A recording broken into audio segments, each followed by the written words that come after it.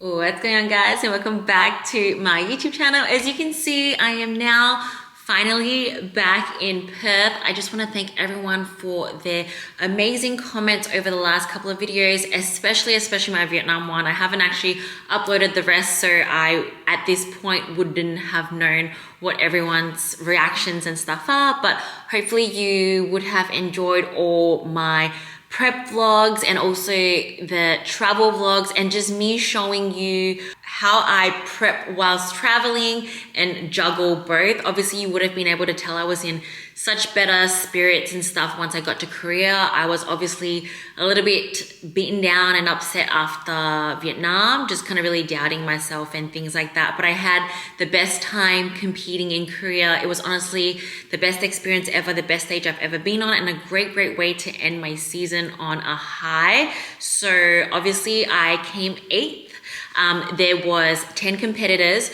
So honestly, I thought I would place dead last because a lot of the girls that did Korea, I have already competed and lost against in Vietnam. So I knew that obviously they were already better. And a lot of the girls I have followed on Instagram, and they were just all absolutely amazing. So honestly, I thought that there was a possibility that I would come dead last. And more than that, I was just afraid of what the feedback and stuff would be and whether this sport would be for me, whether I'm just too short, my clavicles are too narrow, my structure's just not right. I just, all these things that could be wrong with me that would make me not be able to actually do well no matter how hard I tried. I think deep down that was like the biggest worry for me. So basically, being able to place 8th, I was truly thankful because I honestly believe that the girls who came 9th and 10th were absolutely amazing. Everyone who showed up had great shape, insane structure. Everyone was taller than me, of course, and just muscle density and just, they were insane. And the main thing is their structure, and structure is something that you have to be born with. The Asian competitors, especially the Koreans, insane structure. Structure is like number one. They all had these big clavicles, tiny little waist, just amazing frames, beautiful shape. I literally admire and look up to every single one of the girls that I stepped on stage with. Everyone was amazing. And I had the best time backstage with everyone, and it was amazingly ran show. It was just ran on time. It was quick. We didn't have a pre-judging and finals. We just hopped on stage that one time, got judged and got awarded at the end of it. And so we had a lot of time after to speak to the judges. So I spoke to the head judge and another female judge after. And I think even though I kind of knew what I had to work on, I really felt like speaking to Steve helped me kind of have faith to keep going, because part of me was just kind of thinking about throwing in the towel. I was never going to give up on bodybuilding and growing. I was just not sure if I would ever step on stage again because I was not sure that I'd ever be good enough, and I was not sure that I would ever do good.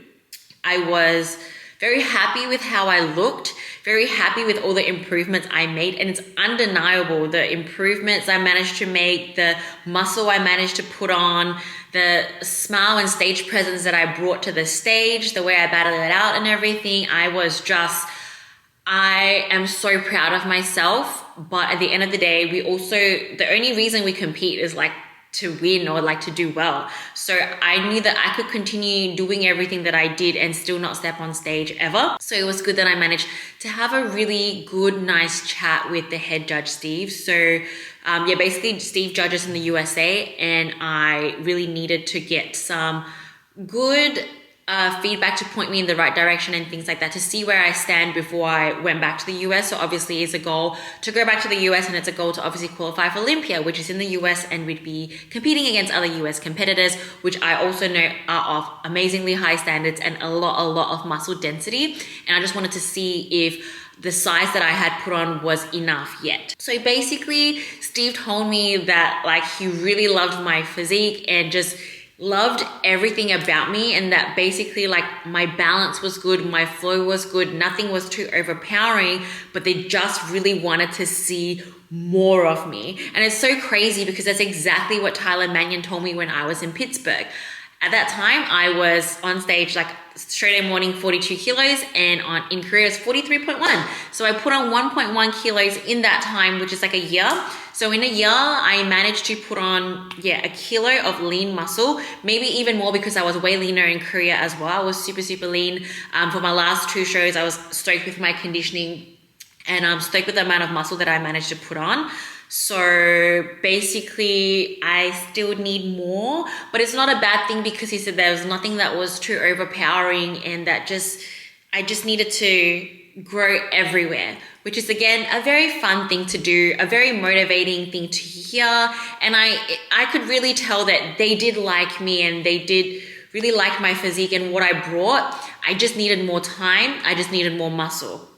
I was able to ask him how much more he reckoned that I would have to put on, and he did say it was about 1 to 2 kilos. So I'm really happy that he gave me that number.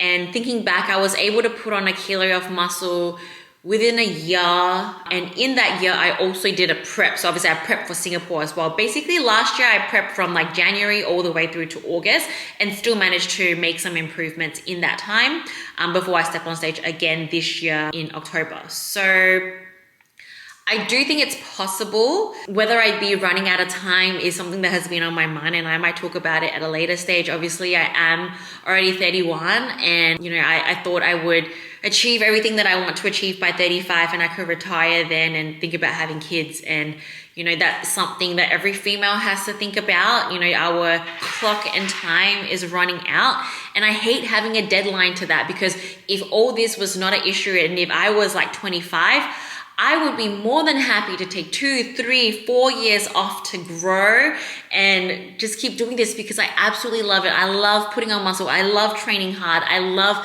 and absolutely thrive in my off-season body. Yes, I won't be as shredded and crazy looking. I won't have veins and striations going everywhere. But at the same time, I really thrive in the off season. It's just where I feel my best, training wise and everything. And I just love the muscle building process. I love training hard, and I just love everything about it.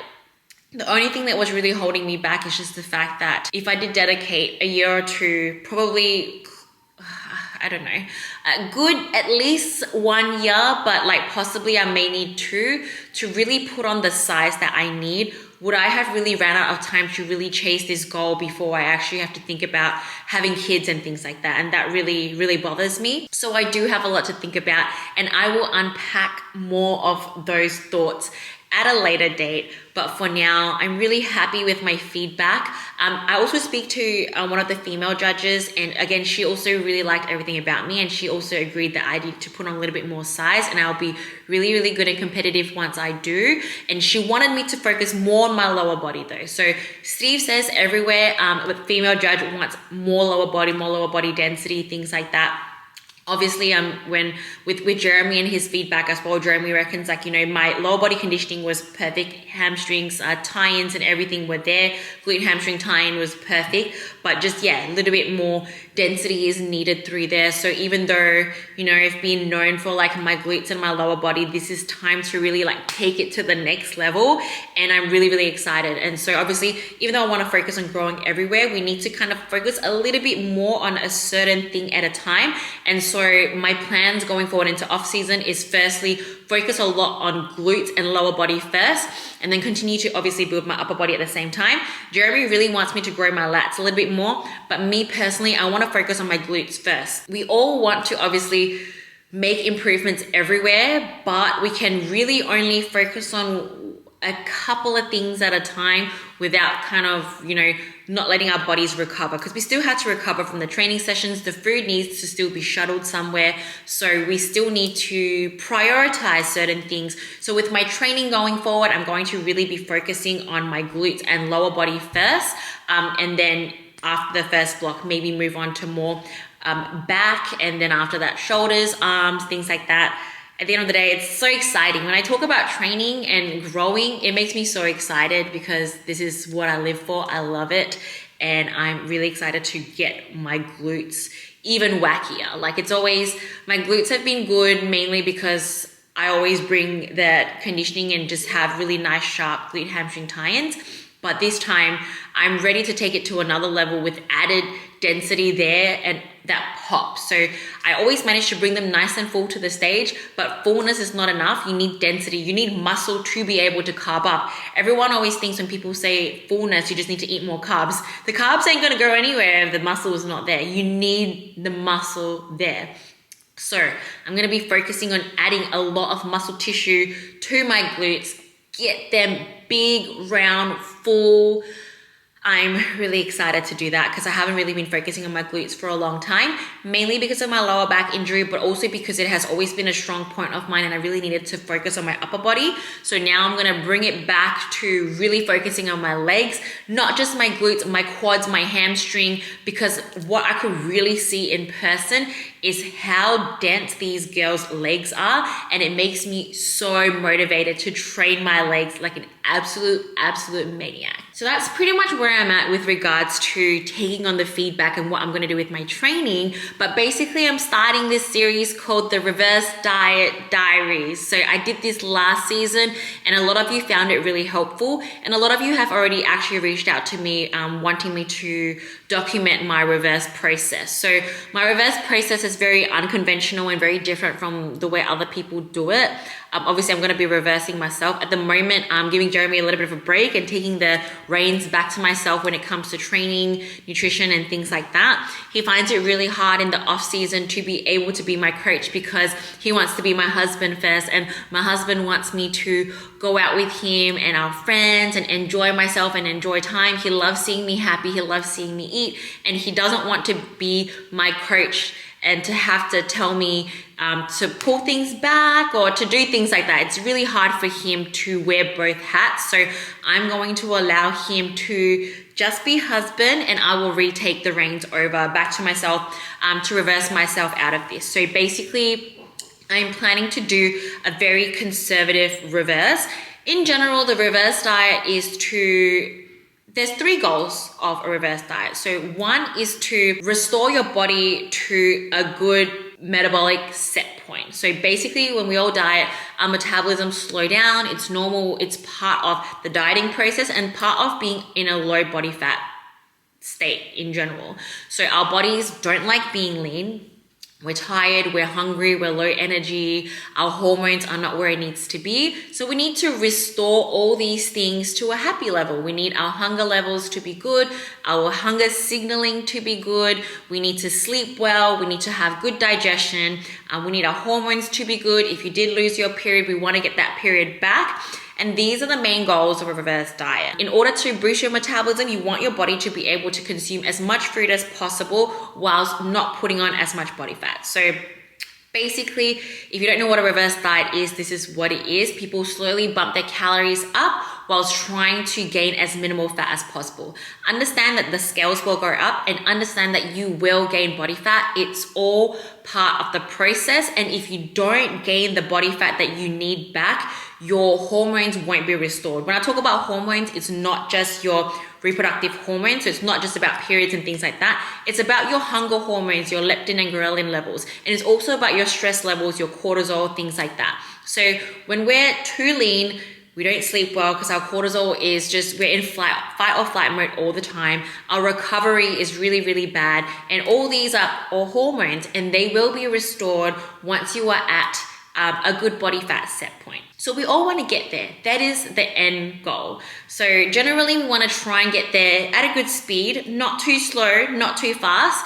If you get there a little bit too quickly, it's fine, but you will be a little bit more on the fluffier side. You would have gained a lot of excess body fat that maybe you don't want to have put on, so you will feel uncomfortable. But if it happens, it happens. It's part of it, and the only way you do recover is when the body fat comes back. So there's like a lot of different approaches you can take. The thing with putting on too much body fat too soon is that it'll make your grow phase or push phase later on a little bit more difficult because you will be getting a lot fatter as well as you bump food up to try and gain muscle. So you will gain muscle along with more body fat that you've already put on prior, and then you'll just have to do a mini cut later on.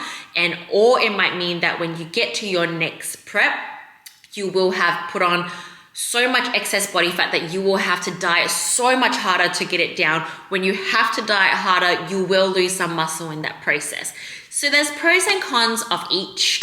Make sure you're working with a good coach that can help you through this time. It can get really overwhelming, and it is really, really hard to fight the cravings, fight the hunger, fight the tiredness, and to make the right choice for yourself when it comes to how flexible do you want to be, how much body fat are you comfortable carrying, and how much body fat should you put on to be able to make the best progress, as well as make sure that you set yourself up for a good off season, a good growth phase, and a good prep next time. So my plans may change, but at the moment I have a trip to Japan planned for 8 weeks time. And I do plan to not track a single macro then. So the goal for now to then is to maintain slightly on the lower end of body fat. It is quite difficult.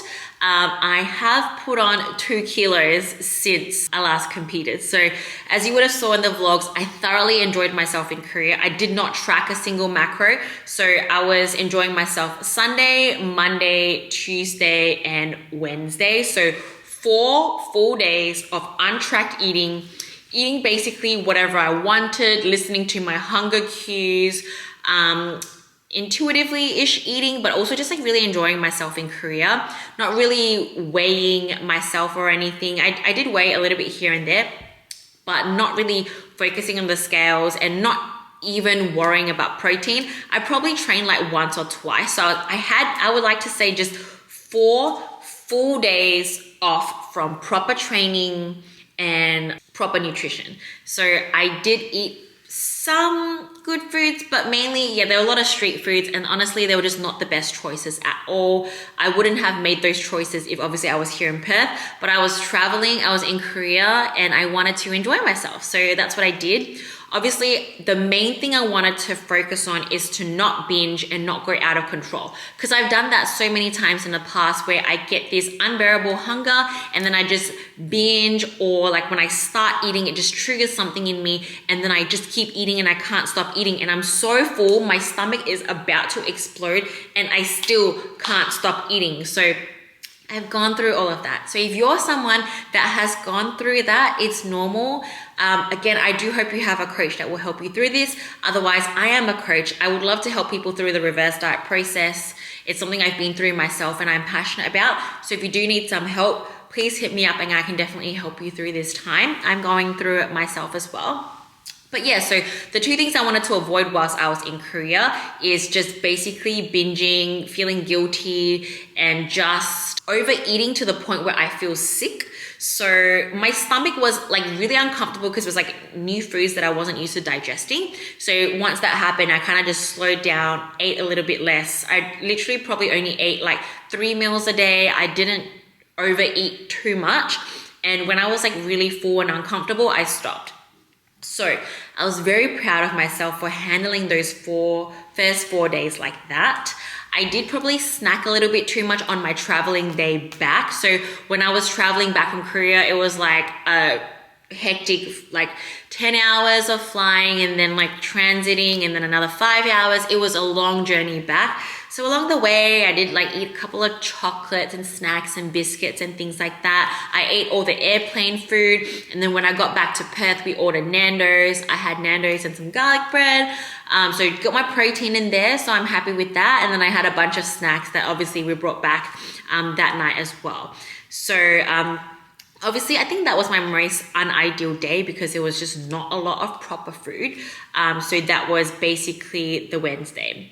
So overall, my weight has been hovering around the high 44s. And yesterday I had a great day. I was prepped all my food, ate everything on my plan, didn't overeat past what I had planned to eat. So basically, at the moment, I'm keeping my protein a little bit on the higher end because I've been a little on slightly lower protein during the peak weeks. And when I was not tracking food, I literally was under eating my protein severely. So I bumped my protein up a little bit. That also helps with satiety. So my protein, I'm going to be aiming for about 140 to 145, maximum 150. So what I'm doing with myself for this reverse is giving myself a little bit of a range. Some days I'm hungrier, some days I'm not. So I've gotten much better at listening to my hunger cues. Obviously, on the days where I like say train legs, I'll be a little bit hungrier, I'll need a little bit more food.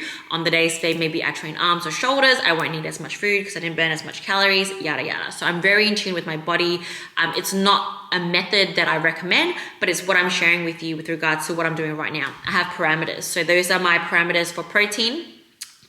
When I do eat out, I want to make sure that all the meals that I'm going to be eating out are going to definitely have high protein. So at the moment, I have plans to eat out this weekend, both on Saturday and Sunday night. And I do aim to every week be able to have 2 or 3 free meals out. So I've already pre-planned this. This is going to be what I do. And my goal is to, when I'm not eating out for those 2 or 3 meals, I want to be 100% on the plan that I have set for myself.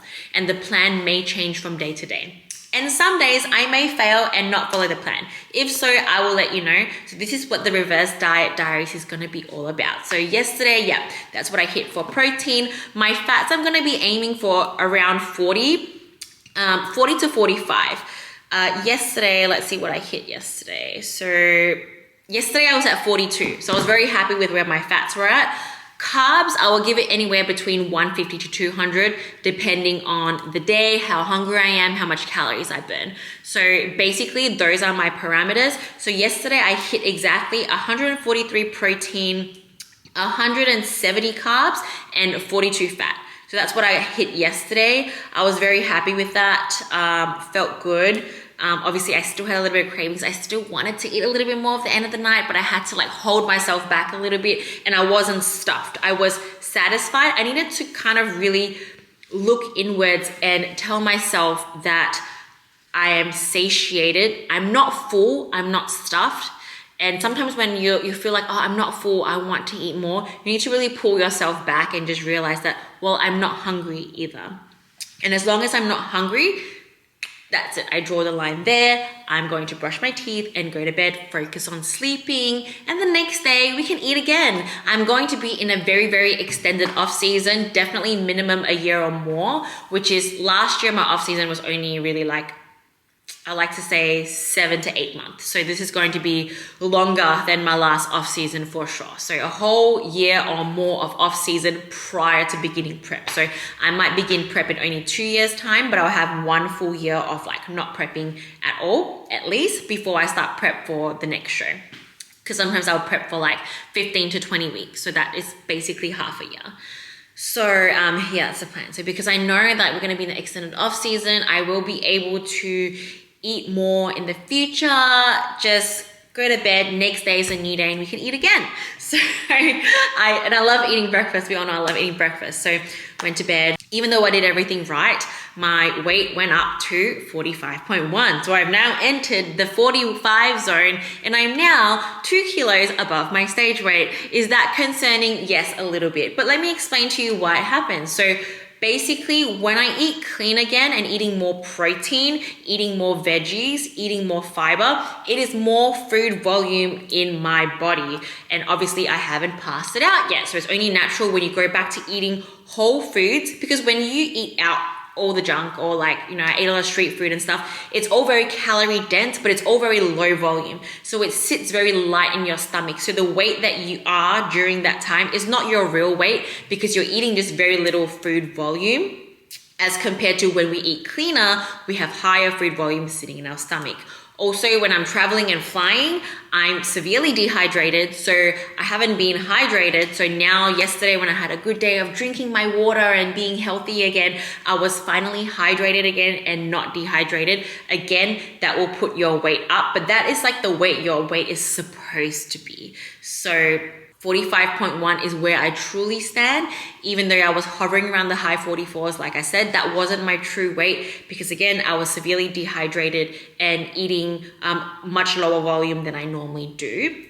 On top of that, I was also probably really tired and I like didn't sleep well. So body was just not in the right spot. So yesterday I treated it right. The past 2 days I slept so much. I probably slept for like 9 to 10 hours. So I am well rested, well hydrated, and also well fed in terms of good, high quality food. So now I know where my weight truly stands once my body is back into homeostasis.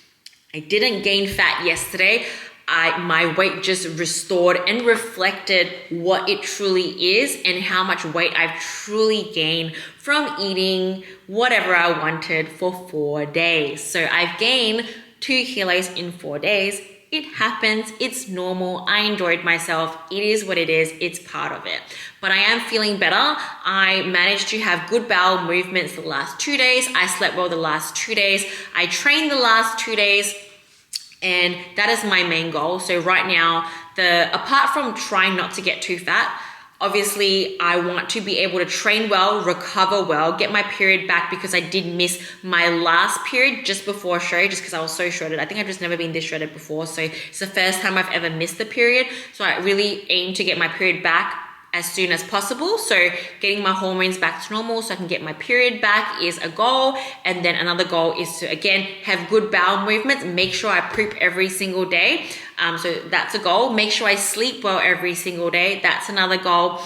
Make sure I train well, make sure I feel good on the inside, and make sure my hunger levels are not too out of control. So if I get too lean again, and if I drop my weight back down through dieting again, I know I'm gonna feel hungry, tired, all that kind of stuff. And that's what I don't want. So even though I could just diet back down and get lean again, there is no point if I'm gonna feel like absolute shit and not recover.